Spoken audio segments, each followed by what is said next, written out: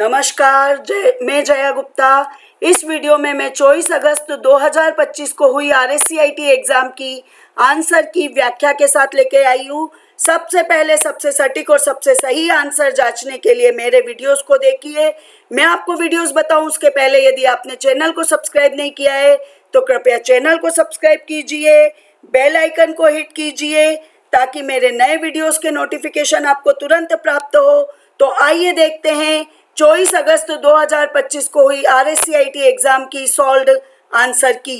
पहला प्रश्न है, आमतौर पर पत्र लिखने के लिए कौन से MS ऑफिस टूल का प्रयोग किया जाता है? 4 उत्तर है, MS Excel, MS Word, MS PowerPoint, MS Paint. इसका सही उत्तर है MS वर्ड। MS वर्ड में वर्ड प्रोसेसिंग का कार्य किया जाता है और डॉक्यूमेंटेशन का कार्य किया जाता है, इसलिए लेटर लिखने के लिए इसका प्रयोग किया जाता है। जबकि MS एक्सेल के द्वारा डेटा मैनेजमेंट का काम होता है, MS पावरपॉइंट के द्वारा प्रेजेंटेशन बनाया जाता है और MS पेंट ड्राइंग काम के लिए यूज किया जाता है। दूसरा प्रश्न है, यदि आप MS वर्ड 2010 में ग्राफिकल सूची, प्रक्रिया आरेख, वेन आरेख, संगठन चार्ट आदि जैसे ग्राफिकल आरेख बनाना चाहते हैं तो आप किसका उपयोग करके आसानी से बना सकते हैं? 4 उत्तर है, smart art graphics, header footer, cross reference, Microsoft draw. सही उत्तर है smart art graphics. Smart art graphics यानी स्मार्टली ग्राफिक्स को तैयार करना और ये सारे ग्राफिकल आरेख जो है यानी सूची आरेख, प्रक्रिया आरेख, वेन आरेख, संगठन चार्ट, ये सब इसके द्वारा आसानी से बन जाते हैं। जबकि हेडर और फुटर डॉक्यूमेंट के हेडर पर और फुटर पर आता है। क्रॉस रेफरेंस किसी ऑब्जेक्ट के रेफरेंस को बताने के लिए यूज किया जाता है और माइक्रोसॉफ्ट ड्रॉ का प्रयोग हम ड्राइंग के लिए करते हैं। प्रश्न 3, MS पावरपॉइंट में स्लाइड सॉर्टर व्यू का उपयोग किस लिए किया जाता है? 4 उत्तर है, स्लाइड में नई सामग्री जोड़ने के लिए, प्रस्तुति को पूर्ण स्क्रीन मोड में देखने के लिए, प्रत्येक स्लाइडों में नोट्स जोड़ने के लिए, किसी स्तुति में स्लाइडों को पुनर्व्यवस्थित करने के लिए और संगठित करने के लिए। तो इसका सही उत्तर है किसी प्रस्तुति में स्लाइडों को पुनः व्यवस्थित और संगठित करने के लिए। स्लाइड सॉर्टर व्यू जो होता है उसमें स्लाइड को छोटे छोटे व्यू में रखा जाता है जिसको हम एक ही स्क्रीन पे देख पाते हैं, तो हम उनको रीअरेंज कर सकते हैं आसानी से और उनको संगठित भी कर सकते हैं, इसलिए इसका सही उत्तर है डी। चौथा प्रश्न है, एक्सेल में पिवट टेबल का उपयोग मुख्यतः किस उद्देश्य के लिए किया जाता है? 4 उत्तर है, चित्र बनाने के लिए, बड़ी मात्रा में डेटा का सारांश और विश्लेषण करने के लिए, पत्र टाइप करने के लिए और इंटरनेट से कनेक्ट करने के लिए। तो इसका सही उत्तर है बी। एक्सेल में पिवट टेबल का प्रयोग करके हम जो ह्यूज अमाउंट ऑफ डेटा होता है उसको एनालिसिस कर सकते हैं और उसकी समरी तैयार कर सकते हैं, जबकि बाकी के ऑप्शन का प्रयोग बाकी के ऑप्शन एक्सेल के द्वारा नहीं बनते हैं। पांचवा प्रश्न है, कंप्यूटर वायरस क्या है? 4 उत्तर दिए, एक प्रकार का हार्डवेयर, एक प्रोग्राम जो आपके कंप्यूटर को नुकसान पहुंचाता है, एक सुरक्षा पासवर्ड और एक प्रकार का प्रिंटर। तो सही उत्तर है बी। यह एक प्रोग्राम होता है जो आपके कंप्यूटर को हार्म पहुंचाता है। वायरस एक सेल्फ एग्जीक्यूटेबल प्रोग्राम होते हैं जो आपके कंप्यूटर में घुस जाते हैं और उसके बाद वह आपके कंप्यूटर की फाइल्स को, डेटा को नुकसान पहुंचाते हैं, सॉफ्टवेयर को नुकसान पहुंचाते हैं। छठा प्रश्न है, नीचे दी गई तालिका से सही मिलान विकल्प का चयन कीजिए। इसके लिए दोनों तरफ ऑप्शन दिए हुए हैं। पहली तरफ दिया हुआ है हार्डवेयर, रैम और ऑपरेटिंग सिस्टम और दूसरी तरफ है अस्थायी डेटा भंडारण के लिए प्रयुक्त अस्थिर मेमोरी, प्रोग्राम जो कंप्यूटर हार्डवेयर और सॉफ्टवेयर का प्रबंधन करता है और कंप्यूटर के भौतिक भाग। तो हार्डवेयर जो होते हैं वो कंप्यूटर के भौतिक भाग कहलाते हैं, यानी पहले का उत्तर आर होना है। रैम एक तरह की मेमोरी होती है जो कि अस्थायी डेटा भंडारण के लिए यूज की जाती है, अस्थिर मेमोरी होती है, तो दूसरे का आएगा पी। और ऑपरेटिंग सिस्टम एक ऐसा प्रोग्राम होता है जो कंप्यूटर के हार्डवेयर और सॉफ्टवेयर को मैनेज करने का काम करता है, तो तीसरे का उत्तर होगा क्यू। तो देखें किसमें ये उत्तर आ रहे हैं, तो सी जो है उसमें पहले का आर, दूसरे का पी और तीसरे का क्यू, तो सही उत्तर है सी। सातवां प्रश्न है, क्यूआर कोड में क्यूआर का क्या अर्थ है? 4 उत्तर दिए, quick response, quality recognition, query record और क्वाड्रेंट रीडर। तो इसका सही उत्तर है क्विक रिस्पॉन्स। क्विक रिस्पॉन्स यानी जैसे आपने देखा होगा कि आप क्यूआर कोड स्कैन करते हैं मोबाइल से, तुरंत आपके पास सारी इंफॉर्मेशन आ जाती है, यानी ये बहुत ही फास्ट रिस्पॉन्स करता है, इसीलिए इसका नाम क्यूआर कोड रखा गया है। अगला प्रश्न है, ईमेल भेजने के लिए किस प्रोटोकॉल का प्रयोग किया जाता है? 4 उत्तर है, HTTP, FTP, WWW, SMTP। तो इसका सही उत्तर है डी, SMTP। SMTP का पूरा नाम होता है सिंपल मेल ट्रांसफर प्रोटोकॉल, जो कि मेल को ट्रांसफर करने के लिए यूज किया जाता है, जबकि HTTP, FTP और WWW वेबसाइट को ओपन करने के लिए यूज किए जाने वाले प्रोटोकॉल से। नवा प्रश्न है, आप एक व्यावसायिक मीटिंग के लिए पावर पॉइंट प्रेजेंटेशन तैयार कर रहे हैं। आप ये सुनिश्चित करना चाहते हैं कि आपकी कंपनी का लोगो हर स्लाइड पर एक ही जगह पर दिखाई दे, बिना उसे मैन्युअल रूप से जोड़े। आप इसे कुशलतापूर्वक कैसे प्राप्त कर सकते हैं? 4 उत्तर दिए, प्रत्येक स्लाइड पे लोगो को कॉपी और पेस्ट करेंगे। दूसरा है लोगो को स्लाइड मास्टर में डालेंगे। तीसरा है मेल मर्ज ऑप्शन का यूज करेंगे। और चौथा एक नया कस्टम एनिमेशन बनाएंगे। तो इसका सही उत्तर है बी, कि आप स्लाइड मास्टर में जो भी चीजें रखते हैं वो हर स्लाइड पर दिखाई देती प्रेजेंटेशन के। तो लोगों को जहां पे भी आपको रखना है स्लाइड मास्टर में उस जगह पर रख दीजिए, तो वो हर स्लाइड पर दिखाई देगा। जबकि लोगों को कॉपी पेस्ट करते तो ये मैन्युअल रूप से जोड़ना हो जाता है, और क्वेश्चन में कहा बिना उसे मैन्युअल रूप से जोड़े। तो इसका सही उत्तर होगा बी। 10वां प्रश्न है, डैश डैश डैश एनिमेशन जैसे प्रभाव है जो तब होते हैं जब आप MS पावर पॉइंट में स्लाइड शो के दौरान एक स्लाइड से दूसरी स्लाइड पर जाते हैं। 4 उत्तर दिए हैं, control effect, bar graph, slide transition और स्लाइड बैकग्राउंड। तो इसका सही उत्तर है सी, स्लाइड ट्रांजिशन।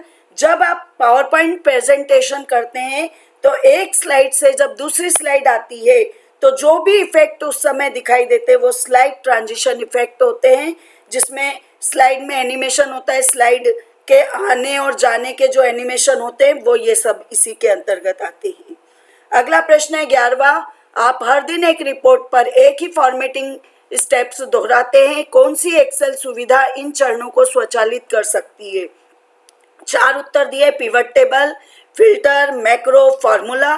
तो इसका सही उत्तर है सी, मैक्रो। मैक्रो में आप फॉर्मेटिंग की कुछ स्टेप्स को रिकॉर्डिंग कर सकते हैं और बाद में उस मैक्रो को रन करते ही वे स्टेप्स ऑटोमेटिक एग्जीक्यूट हो जाती है। तो इसलिए मैक्रो के द्वारा आप फॉर्मेटिंग स्टेप्स को दोहरा सकते हैं ऑटोमेटिक। 12वां प्रश्न है, ऑनलाइन बैंकिंग का मुख्य लाभ क्या है?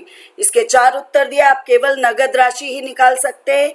इसके लिए आपको बैंक शाखा में अधिक बार जाना पड़ेगा, या पारंपरिक बैंकिंग की तुलना में कम सुरक्षित है।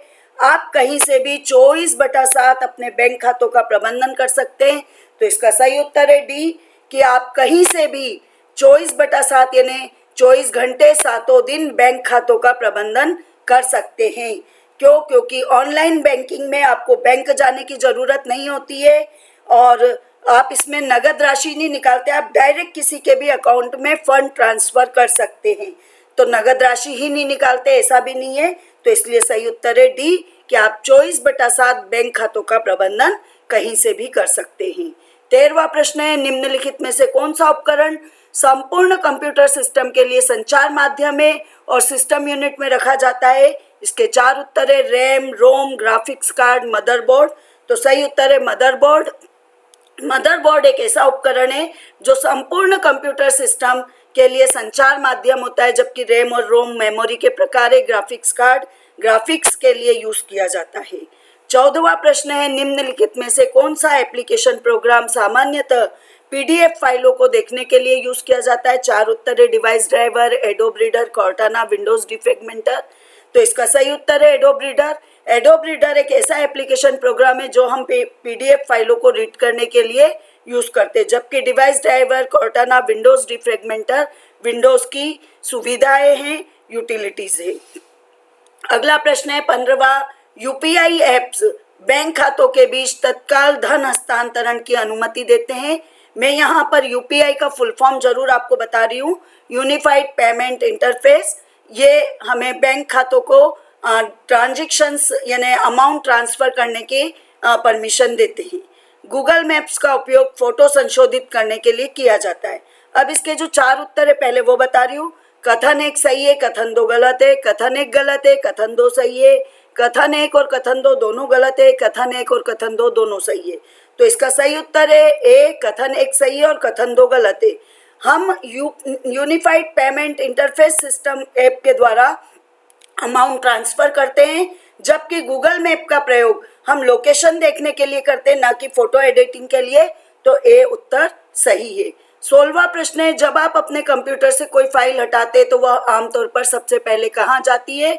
4 उत्तर दिए। स्थायी रूप से हटा दी जाती है, माई डॉक्यूमेंट्स फोल्डर में जाती है, रिसाइकल बिन या ट्रैश में, या डाउनलोड फोल्डर में। तो इसका सही उत्तर है रिसाइकल बिन या ट्रैश में। जब भी आप कंप्यूटर पे कोई फाइल डिलीट करते हैं तो वो रिसाइकल बिन में जाती है, जहां से आप उसे पुनः प्राप्त कर सकते हैं। और यदि आपको वहां से उसे परमानेंट डिलीट करना हो तो आप वहां पे जाकर उसे डिलीट करेंगे तो वो परमानेंटली डिलीट होगी। तो इसका सही उत्तर है सी, रिसाइकल बिन या ट्रैश में। 17वां प्रश्न है, कौन सी सेवा ऑनलाइन रेलवे टिकट बुक करने में मदद करती है? 4 उत्तर है, IRCTC, याहू, फ्लिपकार्ट, जीमेल। तो इसका सही उत्तर है IRCTC। IRCTC रेलवे का एक पोर्टल है जिसके द्वारा हम रेलवे से संबंधित सेवाओं को एक्सेस कर सकते हैं। रेलवे टिकट बुक करने में भी इसी का प्रयोग किया जाता है, जबकि याहू और जीमेल मेल भेजने के लिए यूज की जाने वाली सुविधा है, और फ्लिपकार्ट ऑनलाइन ट्रेडिंग के लिए यूज किया जाने वाला एप्लीकेशन है। अगला प्रश्न है 18वां, अपनी ब्राउजिंग हिस्ट्री को स्टोर करने से रोकने के लिए आपको कौन सी ब्राउजर सेटिंग का प्रयोग करना चाहिए? 4 उत्तर है, रिसेट सेटिंग, पृष्ठ को बुकमार्क करें, रिकॉग्निटो, प्राइवेट मोड, या केवल कुकीज साफ करें। तो इसका सही उत्तर है रिकॉग्निटो प्राइवेट मोड। यानी आप रिकॉग्निटो या प्राइवेट मोड पे काम करते हैं तो आपकी ब्राउजर सेटिंग इस तरह से हो जाएगी कि उसमें कोई भी कुकीज आपकी स्टोर नहीं हो पाएगी, उसकी जानकारी किसी को भी नहीं मिल पाएगी। अगला प्रश्न है, अगर आप अक्सर किसी इंटरनेट कैफे में सार्वजनिक कंप्यूटर पर अपनी संवेदनशील व्यक्तिगत जानकारी, जिसे ईमेल और बैंकिंग वगैरह की सुविधा एक्सेस करते हैं, तो आपको हमेशा ऐसे कंप्यूटर पर काम खत्म करने के बाद क्या जरूरी कदम उठाने चाहिए? 4 उत्तर दिए, बस ब्राउजर टैब बंद कर दें, कंप्यूटर को तुरंत बंद करें, यदि संभव हो तो अपने सभी खातों से लॉग आउट करें और फिर ब्राउजिंग इतिहास या कुकीज को डिलीट करें और अगले उपयोगकर्ता के लिए ब्राउजर खुला छोड़ दें। तो इसका सही उत्तर है सी, कि यदि आप चाहते कि आपका कार्य सेफ रहे, कोई भी आपके कार्य की जानकारी प्राप्त नहीं कर सके, तो आप सबसे पहले तो जितने भी कार्य आपने किए, जो भी खाते आपने ओपन किए, उन सब से लॉग आउट कीजिए। उसके बाद आपकी नेट पे काम करने के दौरान जो भी ब्राउजिंग हिस्ट्री बनी है या कुकीज बनी है, उन सब को आप डिलीट कर दीजिए, ताकि किसी को भी पता नहीं लगेगा कि आपने क्या कार्य किया था। अगला प्रश्न है 20वां, अपने पावर पॉइंट प्रेजेंटेशन को दर्शकों के लिए पूर्ण स्क्रीन मोड में प्रदर्शित करने के लिए आप किस दृश्य का उपयोग करेंगे? 4 उत्तर दिए, सामान्य दृश्य, आउटलाइन दृश्य, स्लाइड शो दृश्य और नोट्स पृष्ठ दृश्य। तो इसका सही उत्तर है स्लाइड शो दृश्य। यानी स्लाइड शो व्यू का प्रयोग करके हम प्रेजेंटेशन को फुल स्क्रीन मोड पे डिस्प्ले करा पाते हैं। अगला प्रश्न है, यूआरएल का पूरा नाम क्या है? 4 उत्तर है, uniform resource locator, unified resource language, universal resource location, universal reference link. तो इसका सही उत्तर है यूनिफॉर्म रिसोर्स लोकेटर। बाकी के ऑप्शन का यहाँ कोई मतलब नहीं है। अगला है, जीपीएस का क्या अर्थ है? 4 उत्तर दिए है, global positioning system, general processing system, geographic placement service, global program software. तो सही उत्तर है ग्लोबल पोजिशनिंग सिस्टम, जिसे कि हम जीपीएस के द्वारा जानते हैं। अगला है, रैम का क्या अर्थ है? 4 उत्तर दिए, random access memory, read access memory, read access module और रैपिड एक्शन मेमोरी। तो इसका भी सही उत्तर है ए, रैंडम एक्सेस मेमोरी। अगला प्रश्न है, लिब्रे ऑफिस इम्प्रेस मुख्यतः किस प्रकार के कार्य के लिए प्रयोग किया जाता है? 4 उत्तर है, स्प्रेडशीट बनाने के लिए, डेटाबेस मैनेजमेंट के लिए, वर्ड प्रोसेसिंग और डॉक्यूमेंटेशन बनाने के लिए, प्रेजेंटेशन तैयार करने के लिए। तो इसका सही उत्तर है प्रेजेंटेशन तैयार करने के लिए। जैसे एमएस ऑफिस में कई सारे छोटे छोटे सॉफ्टवेयर एप्लीकेशंस हैं जिनके द्वारा हम अलग अलग तरह के कार्य करते हैं, ऐसे ही लिब्रा ऑफिस में भी है। और लिब्रा ऑफिस में इम्प्रेस नाम का जो ऑप्शन है उसके द्वारा हम प्रेजेंटेशन तैयार कर सकते हैं और कोई भी प्रस्तुति तैयार कर सकते हैं। अगला क्वेश्चन है, 2 फैक्टर ऑथेंटिकेशन का सबसे अच्छा उदाहरण कौन सा है? उत्तर दिए हुए 4 केवल पासवर्ड, ईमेल सत्यापन, पासवर्ड प्लस मोबाइल पर भेजा गया ओटीपी और कैप्चा। तो इसका सही उत्तर होता है सी, पासवर्ड और मोबाइल पर भेजा गया ओटीपी। हम पहले ही कह रहे हैं 2 फैक्टर ऑथेंटिकेशन, तो यहाँ पर पासवर्ड दिया हमने पहले और फिर मोबाइल पर ओटीपी आया और उसको डाला, तो ये डबल ऑथेंटिकेशन हो गया, इसलिए सही उत्तर है सी। कौन सा मोबाइल ऐप आधार कार्ड, पैन कार्ड, मार्कशीट आदि तक डिजिटल पहुंच प्रदान करता है? 4 उत्तर है डिजिलॉकर, आईआरसीटीसी, रेल कनेक्ट, उमंग, गूगल पे। तो इसका सही उत्तर है डिजिलॉकर। डिजिलॉकर एक ऐसा ऐप है, एक ऐसा पोर्टल है जिसपे हम अपने डॉक्यूमेंटेशन को डिजिटल फॉर्मेट में स्टोर कर सकते हैं, तो इसलिए इसका सही उत्तर है डिजिलॉकर। अगला प्रश्न है, इनमें से कौन सा वेब ब्राउजर है? 4 उत्तर है Windows, Chrome, MS Word, Paint. तो इसका सही उत्तर है क्रोम। क्रोम यानी गूगल क्रोम एक वेब ब्राउजर है जिसके द्वारा हम इंटरनेट पर सर्फिंग कर सकते हैं, जबकि विंडोज एक ऑपरेटिंग सिस्टम है, एमएस वर्ड एमएस ऑफिस का एक पार्ट है और पेंट विंडोज की एक एसेसरीज है। 28वां प्रश्न है, 1000 से अधिक मान वाले कक्षों को लाल रंग में हाईलाइट करने के लिए आप किस एक्सेल सुविधा का उपयोग करेंगे? 4 उत्तर है auto filter, conditional formatting, data validation और मर्ज सेल। तो इसका सही उत्तर है कंडीशनल फॉर्मेटिंग। यानी कंडीशनल फॉर्मेटिंग, जैसा कि नाम से समझ में आ रहा है कि कंडीशन के आधार पर फॉर्मेटिंग करना, और हमारे प्रश्न में भी यही दिया है कि 1000 से अधिक वैल्यू, यानी ये एक कंडीशन है, उनके सेल को रेड कलर से हाईलाइट करना है, तो ये फॉर्मेटिंग है। तो कंडीशनल फॉर्मेटिंग के द्वारा हम इस तरह की फॉर्मेटिंग कर सकते हैं। 29वां प्रश्न है, एमएस एक्सेल में किस प्रकार का चार्ट किसी समयावधि के रुझान को दिखाने के लिए सबसे उपयुक्त है? Pie chart, bar chart, line chart, scatter plot. तो इसका सही उत्तर है लाइन चार्ट। लाइन चार्ट के द्वारा हम एक निश्चित पीरियड में किसी में भी कोई चेंजेस होते हैं, वैल्यूज डेटा चेंजेस होते हैं, तो उनको इजीली दिखा सकते हैं और उनमें एनालिसिस कर सकते हैं। 30वां प्रश्न है, एमएस वर्ड में किसी दस्तावेज के साथ काम करते समय यदि आप अपने पूरे दस्तावेज पर स्वरूपण विकल्पों यानी फॉर्मेटिंग ऑप्शन जैसे कि फॉन्ट, कलर, इफेक्ट का एक पूर्व डिजाइन किया गया सेट लागू करना चाहते हैं, तो आप किसका उपयोग करेंगे? 4 उत्तर दिए, मैक्रो, टेबल, थीम और ड्राइंग टूल। तो इसका सही उत्तर है थीम। थीम में इसी तरह की सेटिंग की हुई होती है और हम अपने आवश्यकता अनुसार फॉन्ट, कलर, इफेक्ट वगैरह को एक थीम के रूप में बना भी सकते हैं और एक किसी भी बनी हुई थीम को सिलेक्ट करके भी हम अपने डॉक्यूमेंटेशन में इन सारी फॉर्मेटिंग को एक साथ कर सकते हैं। अगला प्रश्न है 31वां, इमेज ऑप्टिमाइजेशन से क्या तात्पर्य है? 4 उत्तर दिए, गुणवत्ता बनाए रखते हुए फाइल का आकार कम करना, छवि को टेक्स्ट में परिवर्तित करना, रिजोल्यूशन को 4K तक बढ़ाना, .exe प्रारूप में सहेज कर रखना। तो इसका सही उत्तर है गुणवत्ता बनाए रखते हुए फाइल का आकार कम करना। 32वां प्रश्न है, dash dash dash computer screen पर किसी छवि की सबसे छोटी इकाई है? 4 उत्तर दिए, लाइट, एरे, पिक्सल, बिट। तो इसका सही उत्तर है पिक्सल। स्क्रीन पर जो डॉट्स दिखाई देते हैं उन्हें पिक्सल्स के रूप में जाना जाता है और उसी के आधार पर हम कोई भी इमेज को रिप्रेजेंट करते हैं, तो इमेज की सबसे छोटी इकाई पिक्सल कहलाएगी। 33वां प्रश्न है, अधिकांश एमएस ऑफिस एप्लीकेशंस में सेव और सेव एज कमांड के बीच प्राथमिक अंतर क्या है? 4 उत्तर दिए, सेव हमेशा एक नई फाइल बनाता है जबकि सेव एज मौजूदा फाइल को अपडेट करता है। सेव मौजूदा फाइल को अपडेट करता है और यदि नई फाइल है तो उसके नाम के लिए संकेत देता है और सेवेज हमेशा फाइल नेम और स्थान का संकेत देता है। तीसरा है सेव स्थानीय भंडारण के लिए, सेवेज क्लाउड के लिए है। चौथा है इनके बीच कोई व्यवहारिक अंतर नहीं, तो इसका सही उत्तर है बी कि सेव कमांड के द्वारा हम जो फाइल खुली हुई है, करंट फाइल है, उसको हम कोई भी चेंजेस करते हुए सेव करते हैं और यदि करंट फाइल नई फाइल है, उसका कोई नाम नहीं है, तो वो उसको नाम देने के लिए भी हमें कहता है। जबकि सेवेज कमांड के द्वारा यदि नाम दी हुई फाइल भी है तो भी वो उसके नाम और लोकेशन के लिए हमें संकेत देगा कि आप इसका नया नाम रखना चाहते हैं और लोकेशन चेंज करना चाहते हैं क्या। अगला प्रश्न है 34वां, MS Excel function is equal to len parenthesis start double quotes 56 - 45 double quotes बंद, पैरेंथेसिस बंद का आउटपुट क्या है? 4 उत्तर दिए, 5, 6, 10, 11। इसका सही उत्तर है 5। मैं आपको सबसे पहले लेन फंक्शन के बारे में बता रही हूँ। लेन फंक्शन एक ऐसा फंक्शन होता है जो कि फंक्शन के अंदर दी गई स्ट्रिंग वैल्यू में जितने भी कैरेक्टर्स है उनको काउंट करके बताता है। तो यहाँ पर आप कहेंगे कि डिजिट्स दिए हुए हैं, पर चूंकि वो डबल कोट्स में लिखे हुए हैं तो वो एक स्ट्रिंग की तरह बिहेव करेंगे। तो यहाँ पर 5, 6 माइनस साइन 4 और 5 ये 5 कैरेक्टर्स हो जाते हैं, तो इसका आउटपुट रहेगा 5।